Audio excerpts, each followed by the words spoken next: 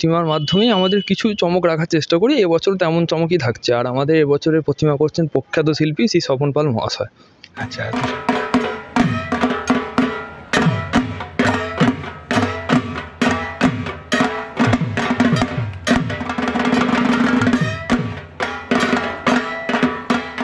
নমস্কার, আমি পার্থ।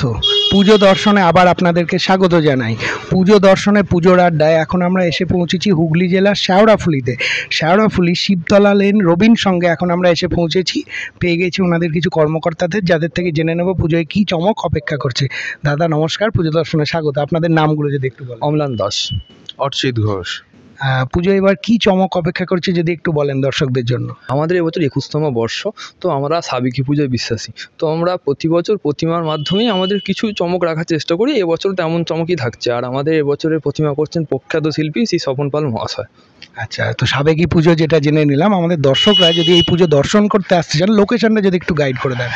যদি রেলের মাধ্যমে আসেন তাহলে শেওড়াফুলি স্টেশন থেকে বউবাজার আসতে হবে, বাস স্টপেজ। ওখান থেকে হেঁটে 5 মিনিটের মতো ভক্তিমলের গলি যেটা, সেখান থেকে আসলে চক্রবর্তী পুকুর পাড়ের পুজোটাই আমাদের। বিগত বছরের তুলনায় আমরা একটা কঠিন পরিস্থিতির মধ্যে দিয়ে যাচ্ছি। একজন পুজো উদ্যোক্তা হিসেবে কিভাবে দেখছেন? আমরা সকলেই জানি যে মাকে পুজো করা হয় অশুভ শক্তির বিনাশ করার জন্য, তেমনই প্রতি বছরের ন্যায় এবছরও আমরা মাকে পূজিত করব সেই অশুভ শক্তিকে বিনাশ করার জন্য। অসংখ্য ধন্যবাদ জানাই আপনাদেরকে। পুজো খুব ভালো কাটুক। একটা পুরো সাবেকি পুজো দেখতে হলে কিন্তু আপনাদের আসতেই হবে হুগলির শেওড়াফুলির শিবতলা লেন রবিন সঙ্গে। অসংখ্য ধন্যবাদ।